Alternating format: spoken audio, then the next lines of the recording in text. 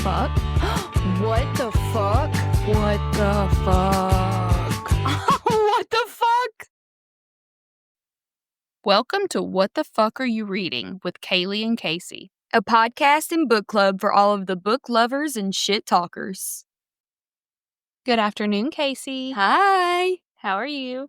I'm good. I'm recovering from a little bit of Jazz Fest yesterday and the flu last week. So, trying to get myself together, but I'm here and I'm ready. So at Jazz Fest, I knew you were going to Jazz Fest, but I didn't know what that entailed. But you saw Pearl Jam. I did see Pearl Jam, which was so freaking cool. They sound amazing in person, like truly. Except I don't understand why people enjoy festivals because I got touched by at least 1,000 people that I don't know yesterday. So I'm sure my immune system is going to have a lot of fun this week. I'm just trying to figure out, Pearl Jam is, notorious for you can't understand what the fuck they're saying. So was it any better in person? Or is it no. still like, and yeah, that's pretty much how it goes, but it sounds really good. But we were in the crowd with a shit ton of super fans. So it was really fun to see them know what the fuck was being said because I was just like, I don't know. There was a man standing behind us actually that at the start of one of his really popular songs that I'm not going to be able to tell you what the name of it is. He said, "Watch this, nobody knows the lyrics." And I heard him say that behind me. So during the whole song, he was so right. I was watching around and nobody knew what they were saying. Wait, you can't because it's made up. It's just mumble noises.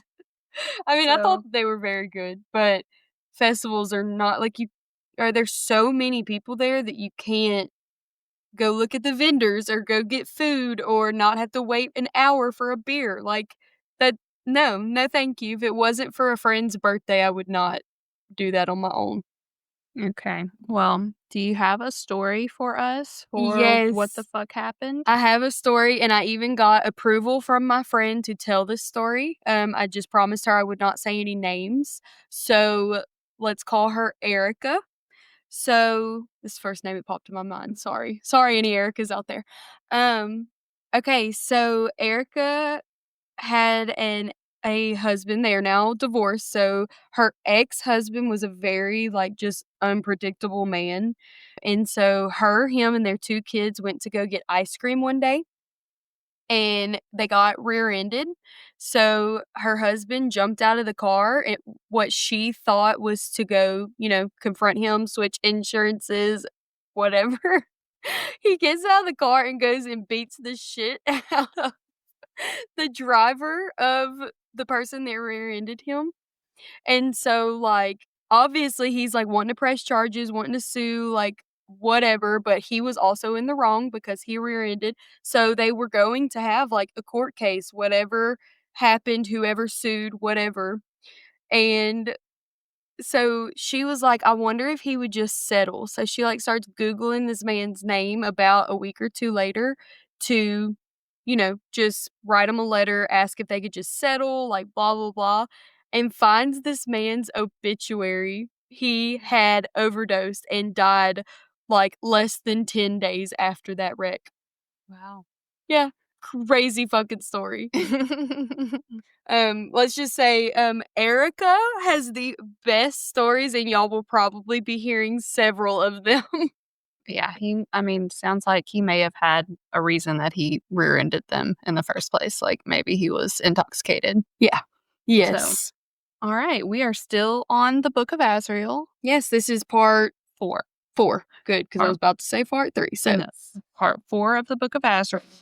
Where we left off, Liam was going to rescue Gabby from the safe house, and all these shadowy creatures are attacking him, showed up, followed him, are trying to get to Gabby to bring Gabby back to Caden because Caden knows that's how to get to Diana. He's so aggravating. I can't wait to find out what happens to him. They were fighting against so many that it wasn't likely that Gabby was going to get out of this okay, but Liam was gonna fight till the end for her. Oh, and then an earthquake happens. The floor starts shaking. Liam's like, Gabby, does the ground always shake here? And she says, nope, that's my sister. So badass. So here we fucking go. Flames burst through the floor, consuming every last one of the bad guys that are there to get Gabby. And the only thing that Liam asks her when she shows up is, how did you get out? That's what I'm trying to find out too, Liam. So Diana's pissed. She wanted to go with him in the first place, which we already knew. And obviously, she was kind of needed there. Mm-hmm. She should have gone because it would not have been such an issue. Yeah. Gabby would not have been in danger. So Gabby runs and embraces her, and Gabby immediately apologizes for the fight that they got into and the things that she had said to her. So they were good again. And Diana is sassy. She tells Liam he looks like a drowned rat and that Vincent is downstairs and he's a terrible bodyguard. So she broke her wrist to get the cuffs off. Oh. She just broke her own wrist.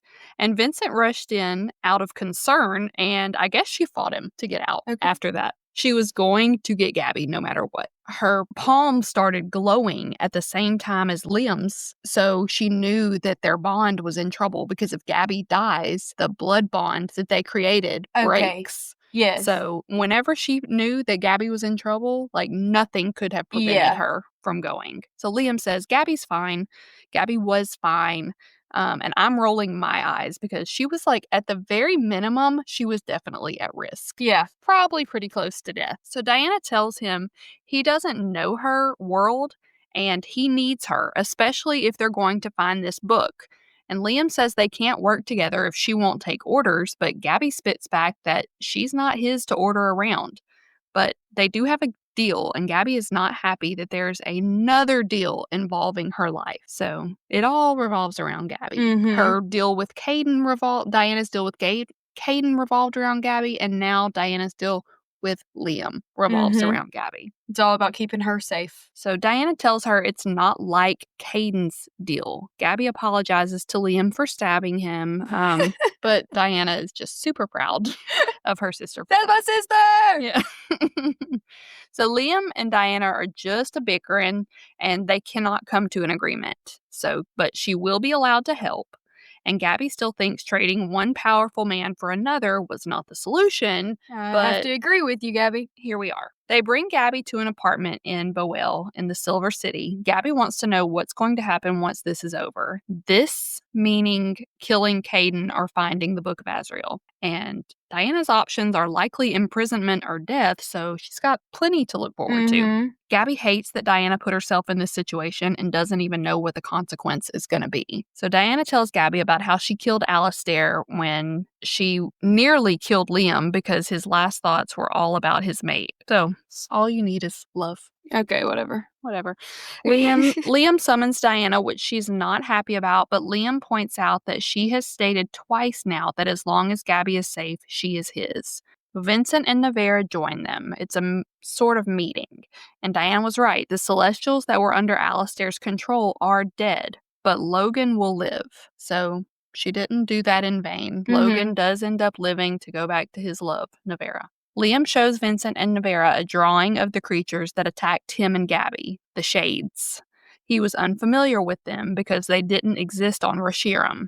And I'm like, look, buddy, you need to get over the fact that Rashiram doesn't exist anymore. Yeah, for real, get over it. You are in a new world. There are new creatures, new things that are possibly going to kill you. Like, you're going to have to get over all living in the past. So Gabby explains that the Shades are a clan led by Hillman and are not morally good or evil, but some of them work for Caden. So Liam asks Gabby what Caden's next step will be, and she doesn't know, but what she does know is that there are others who would betray Caden. Diana doesn't believe that Caden will tell anyone she killed Alistair because it would make him look weak. And he's probably spinning a story about how the World Ender killed Alistair and took her.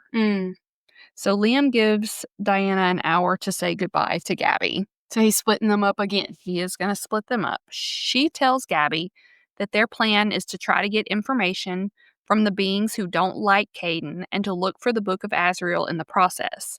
And she promises to call as much as she can. She also makes a bunch of promises for things that they will do together once this is all over, which is all a lie. Yeah, obviously. Her fate is sealed, but maybe Gabby will get her happily ever after with Rick.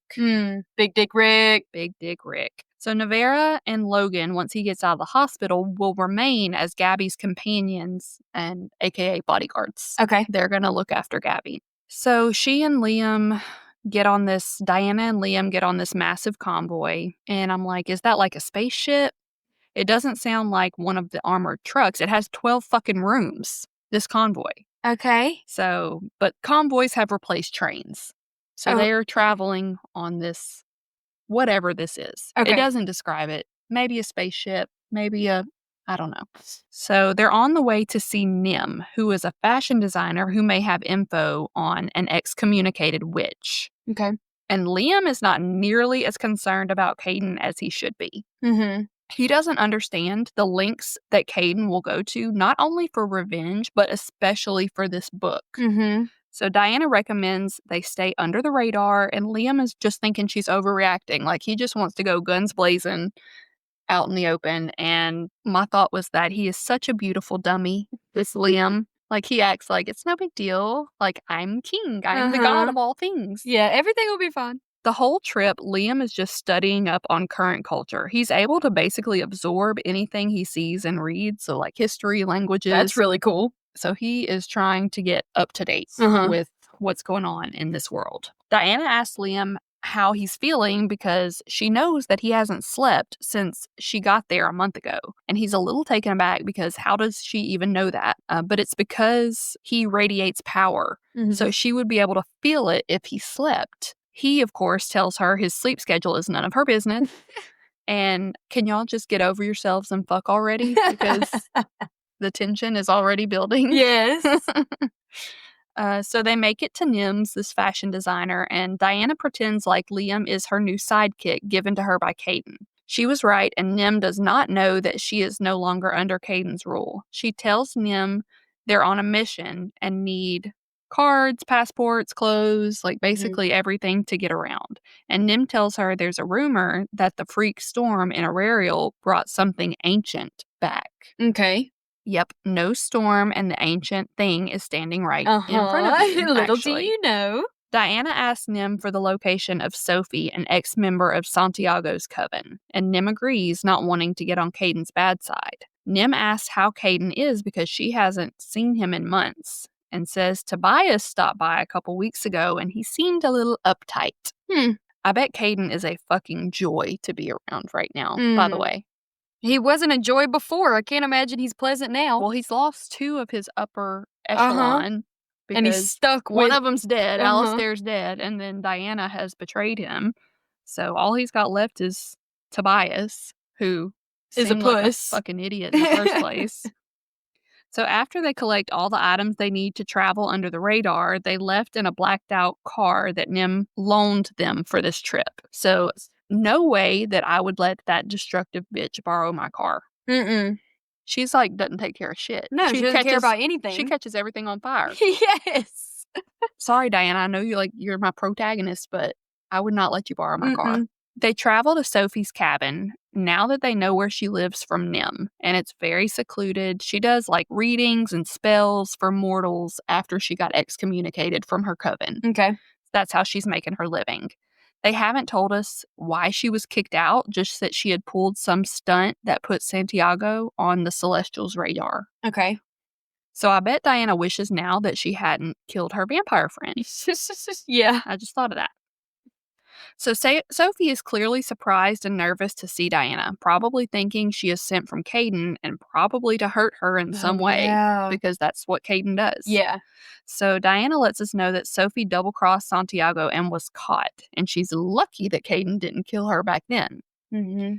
Diana asks for help finding an ancient artifact, thinking that would be right up a witch's alley, and Sophie steps out of the room, and Liam tells her that Sophie's lying. Oh. Like, he can tell Sophie's lying by her mannerisms and her scent, but Diana doesn't believe him. And lying about what? I don't know. That he can just feel that she's being... He can feel that she is lying about whatever they're talking about. She decides to go check on Sophie, to see if she's gathering a spell book or something and convinces Liam to wait and not follow her. So Diana's fucking idiot too. Ugh. I've already said that Liam's an idiot for not trusting his gut. Now Diana's an idiot for not trusting Liam's gut. Yeah. So I'm getting a super creepy crawly feeling in my neck that something isn't right. And Diana notices as she's walking down the hallway that the paintings on the wall are just very generic and not Sophie's style at all. She lifts one up and there's a receipt on the back, and it was purchased that day. Oh, what the hell? So she creeps up to a cracked door and sees Sophie talking to someone in the mirror. There's no reflection in the mirror, only a dark, murky shimmer. And Diana can hear Sophie whisper, "I told you she would come." And the male voice responds, "If she brought the world into her, he won't come," which is Caden. So it's not Caden she's talking to in the mirror, but that's who they're talking about coming. Caden is not going to put himself in Liam's line of sight because he knows that Liam can overtake How him. is Caden the only smart one in this book? And I hate him the most. Yeah, he's got his shit together. And Liam was right. Sophie is a liar. So Sophie tells the man that she can bring Diana in. And I'm like, bring her where? Yeah. Like, fucking traitor bitch. Diana busts in like, once a traitor, always a traitor. Yeah, Whenever she busts in the room, and she asks how much Caden offered for her head. And Sophie responds that Diana would do the same in her situation. In a split second, Sophie is holding a crossbow, and Nim ratted Diana out to Sophie, hoping to be second in command with Caden. So Sophie just wants back in her coven, but now Nim is a fucking cunt. Yeah, she knew the whole time.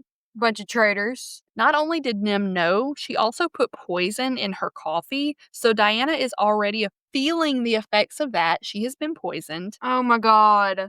And then Sophie shoots her with the crossbows, and poison arrows also hit Diana. Liam? Where's Liam? Like, he's just chilling on the couch. She told me to stay down here. You stay down here.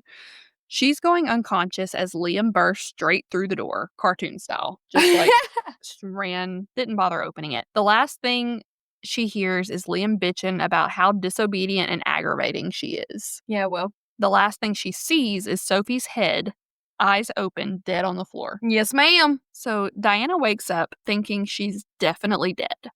She's before a huge golden door etched with ancient carvings. So this must be where her final judgment was before being sent to Iasalon, which must be their hell. We've already talked about their heaven, but I guess this is their hell. So she hears footsteps coming and looks around for somewhere to hide and somehow backs through a wall. She sees a window and knows she isn't in the mortal world anymore by the galaxy she sees out of the half-missing roof. So I'm pretty sure she's dreaming. Sounds crazy, though. It's a galaxy she isn't familiar with. Here's grunts and moans coming from a bed, and two people are getting real frisky. And it's Liam. Oh, what the fuck? Really, Liam? You better be going to end up with Diana with all of this angry tension. Y'all would probably have some really great sex, and here you are with some other bitch right now.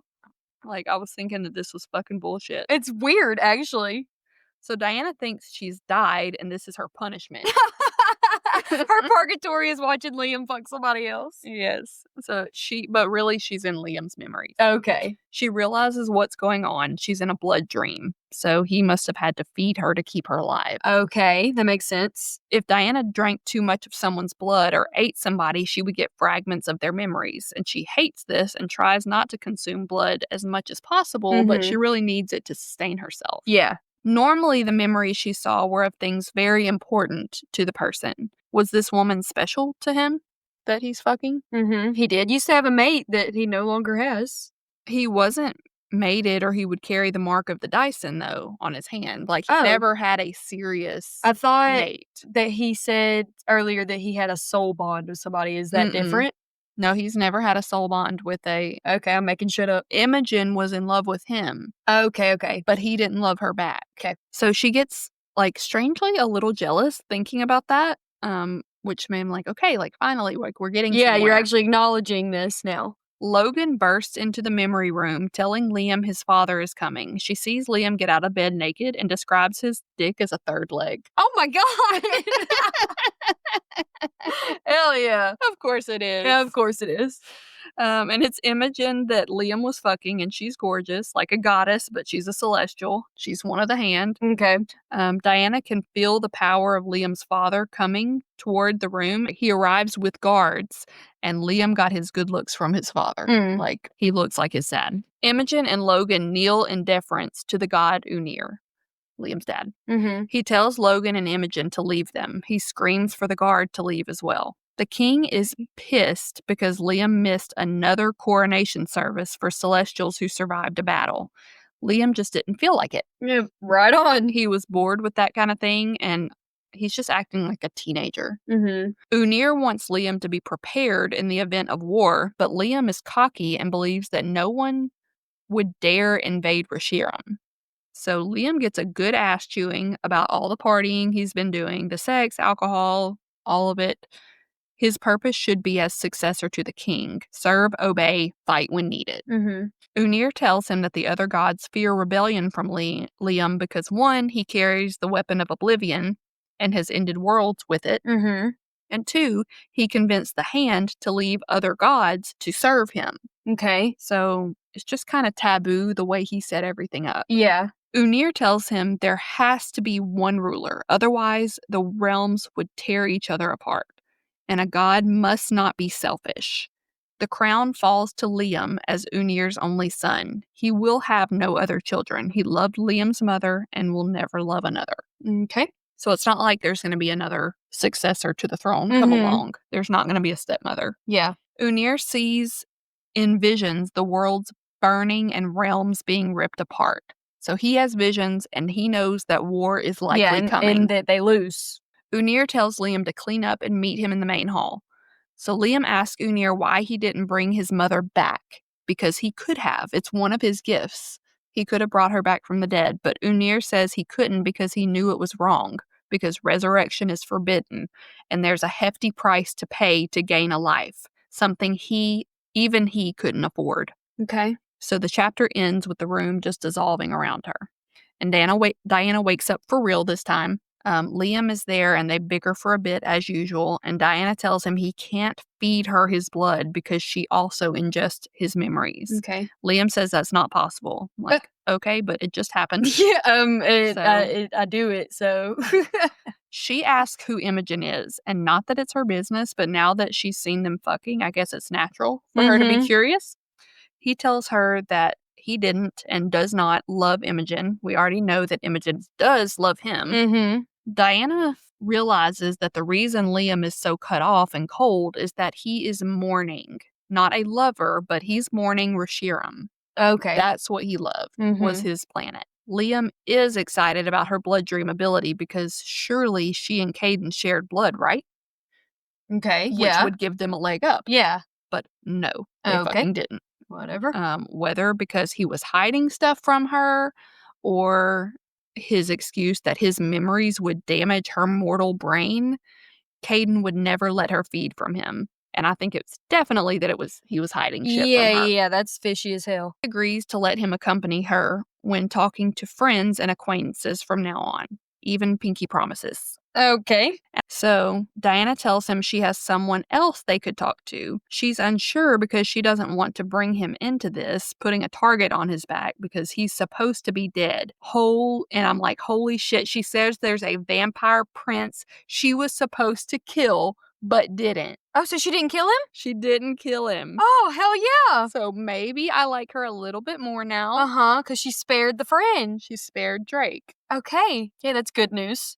Diana insists that Liam stop at a convenience store while they're driving to their next location, wherever that is. I'm so confused. Like, sometimes they're driving, sometimes they're maybe in a spaceship looking at a galaxy. Like, what the fuck are you talking about? I don't know. Anyways. When no other customers are in the store, the cashier asks her why she's there. The cashier is Raisa. Not sure who or what she is, but she's definitely another world creature. Okay. So Diana convinces him to stop at this convenience store. Okay. Makes him stay in the car. She gets out after she just fucking promised him that he could be there for all their interactions from now on. And she's not going in for chips and nerds clusters. No, she is going in to talk to this bitch, Raisa. She tells Diana that she is not going to help her. Caden has put a large sum on her head, and if he finds out that anybody helps Diana, he will kill her whole family. Oh my God. But Diana does not play nice. She grabs her head and slams it into the counter a couple times. And then Raisa agrees to help.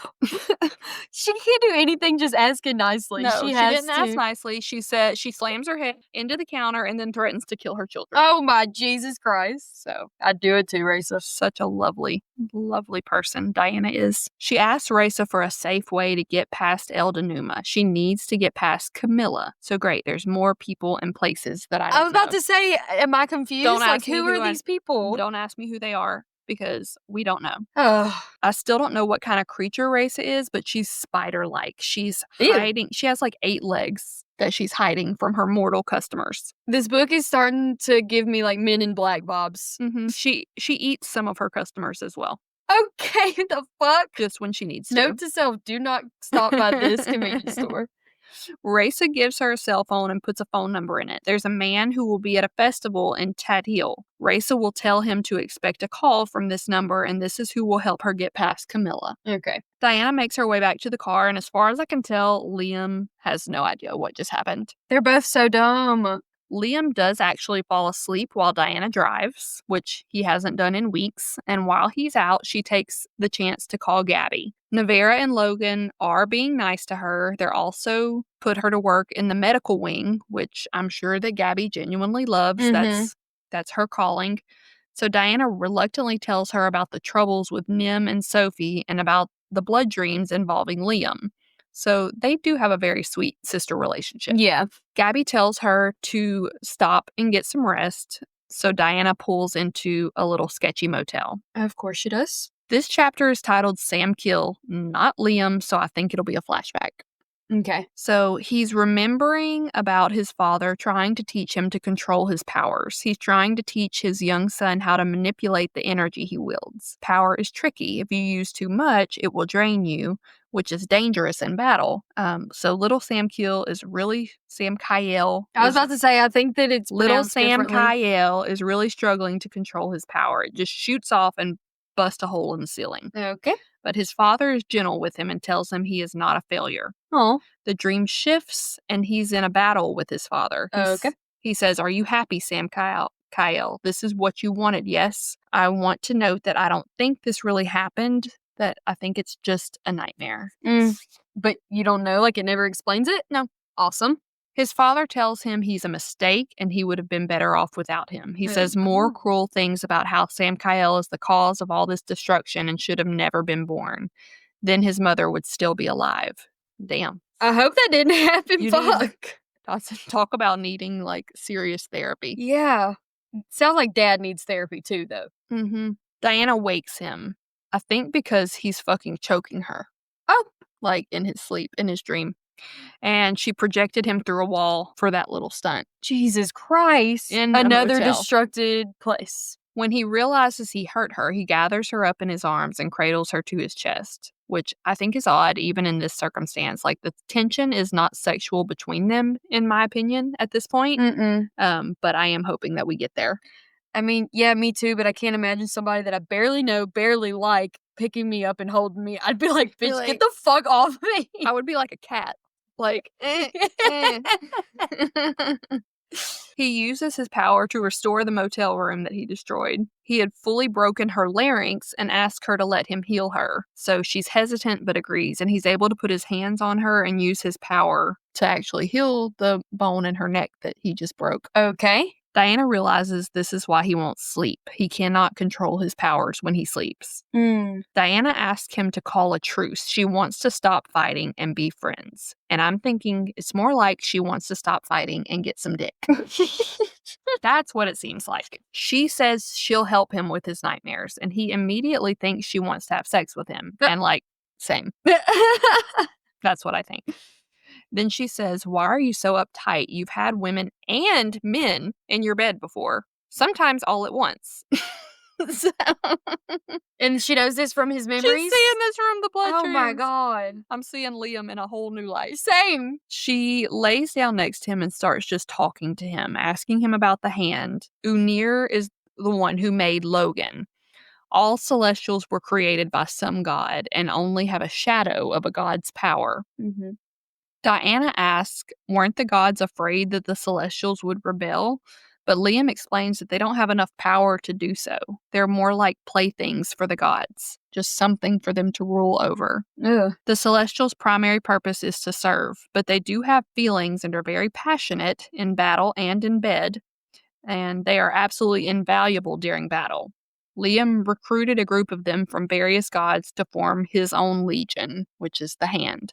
Okay, but, like, why is he telling her that they're good in bed? Like, I feel like that's completely unnecessary information. Yeah. I mean, like, good for them and stuff, but what the fuck? I don't know. I guess he's really enjoyed them. There are no creatures like Liam. Uh-huh. So I guess that's who he decided to hang out with most of the time, are the Celestials. Okay, whatever. Diana asked him what Vincent's problem is with authority. And I knew Vincent didn't take well to Liam's leadership. And I'm going to say it again. I think he's going to be a problem at some point. Liam says he blames Nismera for that. She was the cruel goddess who made him. So he has a past. Okay. She asks if she can touch him. And this dude is horny. Like, there's no other way to put it. But all she does is start playing with his hair. And it relaxes him. Okay. Liam tells her how he took the pieces of Reshiram that were left and formed a planet. Some of the Hand are still there, working for the Council of Hadramiel. She was shocked that he had formed a planet, but to a god, it wasn't unusual. His own great-great-grandfather had created Reshiram itself. Okay. Then Diana tells him the truth about Ezekiel, that he was badly wounded by Caden and tried to escape, and when she tried to stop him, he used his own blade on himself. And he believes her. He's very good at picking up on whether someone is lying or not. Diana views herself as a monster regardless. She would have dragged him back to Caden, who would have done terrible things to him. Diana asks him if he can create a celestial. He cannot. Only gods created from chaos can do that. Okay. So what does that mean? I don't know. That's what I said. What is chaos? It's with a capital C. Chaos. Is that another being? Like a god, but stronger? Okay. Does it ever explain it? Nope. Never says it again in the book. Okay, cool. She's asking this on Gabby's behalf. I don't think that Gabby can be made into a celestial, but she's wondering about Big Dick Rick. Like, if he can be turned so that she and Rick can stay together forever. Yes. Liam just reiterates that Gabby will get whatever kind of normal life she wants, and if she likes, she can stay working for him. If not, she can go wherever she wants. Liam falls asleep with Diana laying next to him, and the nightmares don't come for the first time. Diana wakes Liam the next morning. He's able to weave himself a new outfit out of thin air since Diana burned everything Nim gave them in case it was poisoned or tracked or tampered with somehow. Okay. And Diana asks if there's anything that he can't do. And he responds that he cannot bring back the dead, though his father could. They go to breakfast. Diana insisted because Liam hasn't eaten in at least a week. And while they're eating, something sets off her spidey senses. She can't see anything that should have alerted her, but now both of them are more aware of their surroundings. She asks Liam how the realms are sealed. It upsets Liam, but he decides he does not want to talk about it. The day after his coronation and Unir was away, there was supposed to be a massive celebration. The goddess Cryella sent for him. Cryella was the first goddess to ever perform magic. And when Liam arrives, Unir and Cryella are standing around a cauldron. They explain to him that they are needed to seal the realms. So this is all before the Gods' War. After Liam's mother's death, Unir became paranoid. So he assures Liam that sealing the realms was for the greater good, and this spell required a whole lot of Liam's blood, and after they performed this ceremony, he was unconscious for days. Jesus. I like how you said that she wanted to talk about it and he decided he does not want to talk about it and then proceeds to tell her everything about it. Like, okay. So what the spell did was make Liam Unir's contingency plan. The realms must always have a guardian, and in the event of Unir's fall or death, Liam is the one who's going to keep everything in order. Okay. And I'm assuming that he is dead? Like, does it ever explain how he dies? It does. Okay. Liam would become truly immortal with Unir's death. Okay. They would no longer be a way to travel between the realms, and the purpose was to prevent a cosmic war. Okay. Like, they could have a war on whatever planet or whatever, but they can't all fight each other because they can't get to each other. Then Diana admits about meeting the woman at the convenience store the day before and the lead on getting into Zeral, the country they're going to. I have been reading the same book as all of you, and I have no idea what Zeral is. The names in this book. But so they are going to the festival to meet the guy. Okay. And the guy that's supposed to get the phone call, whatever. Yes. Okay. They arrive at the festival. Liam is bothered by all the screaming of the people on the amusement ride, so happiness rides. pisses him off. Yes, he doesn't like that. He has PTSD. It reminds him of battle. He is not happy. After the vulnerability of the night before, Diana sees Liam in a whole new light. He's not the bad guy anymore. She also resolves not to try to escape her punishment after this ordeal is over. Gabby will have a good life, and she will accept her imprisonment or death or whatever's waiting for her. Okay. She is, however, hoping for a lighter sentence because of her helping, or at least to be able to get visits from Gabby. Yeah, make him fall in love with you, and maybe he'll absolve you of all of your crimes. Mm-hmm. Diana receives a message that her contact is running late. So they've been walking around the festival for a couple hours. Liam is uptight as usual, but Diana is doing her best to make this a good time while they wait. Eventually, Diana does go on full alert with the bad feeling returning. The same feeling from breakfast this morning. And she's still unable to figure out what it is. Okay. She gets feelings the whole damn book. Yeah. They go back to talking, Liam telling her how uncomfortable he is with crowds, even though he used to be a party boy. They're starting to open up to each other. Mm-hmm. Diana admits to Liam that she wants to fall in love and that she tried to get serious with Caden once, but he pulled away from her. He is not at all. Caden had no interest in romance. I don't think he's capable of feeling love. I don't either. Diana, however, is clearly interested in romance, and it's becoming more and more apparent who with. Okay. Diana asks if all gods are into the partying and orgies, more things that she's seen from the Bloodrees. He says not when they find their mate, or amata. She doesn't know the term, and neither do I. Amata. Have you ever heard of amata? Mm-mm. Okay. It's your beloved one, the reflection of your soul. Liam doesn't have one, never has. Okay. And I said, until now. Yeah, until now, bitch. He longs for an equal and a partner, something like his mother and father had. Diana gets a text telling her to go to the Ferris wheel now. When they get there, a small, unkempt man emerges. He tells her that word on the street is that Caden found the book. Also that he doesn't care if she is returned to him dead or alive as long as she is returned. Do we believe that Caden found the book? I mean, I guess we just are choosing to believe that. Okay. I don't know. Liam snatches him up by the shirt and lifts him off the ground and tells him to quit fucking with them and tell them how to get to Zeral. This makes the guy a little more docile, and he says he got them a flight. They can ride in the cargo of a small plane of a friend of his out of International Airport. Right. And Liam is falling for Diana too, by the way. It's not one-sided. He noticed every single man that checked her out, and his heart is definitely warming up to her. So they drive to this tiny little airport. Diana is in a mood. She's completely silent, probably scared about Caden. And when they arrive, she sends a text to the contact to let them know that they're there. Mm-hmm. And I feel like this is terribly stupid. I feel like this is all a trap, but whatever. Setup. Diana asks Liam to promise to take care of Gabby if Caden gets her. Liam just responds that he won't let him get her. He took her hand as she begged and promised Gabby would always be safe, but also that Caden would never lay a hand on her again. They talked and laughed, and then he had the sweetest thought. He said, I didn't remember how long we talked, but somewhere amidst her laughter and smiles, I decided I would rip the world apart for her. Okay, that is great. That's just gave me chills. Great. I thought that was so sweet. Liam has a dream of being in bed with a woman. The woman turns into Diana in his dream. This was what he wanted, not just in the dream, but for real. But as he gazes into her eyes, blood begins to drip from her mouth. And you promised, she said, and then turned to ash. Oh my God. The dream changes and he's in the meeting and commerce building of Reshiram. The hand is there, joking about a battle they had just won. He's discussing how many Igmorathans he killed and how mindless and destructive they were.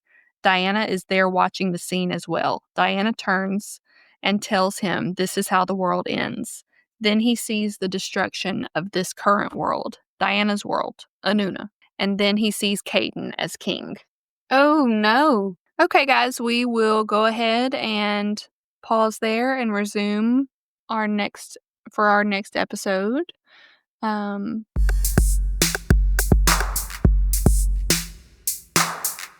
Thank you for listening. Please leave us a 5-star review on Apple or Spotify. Go like and subscribe to our channel on YouTube, join our Facebook group, and follow us on Instagram. The links to everything are available in the show notes. And 5 stars only. If you have anything less, please turn your phone off and mind your business.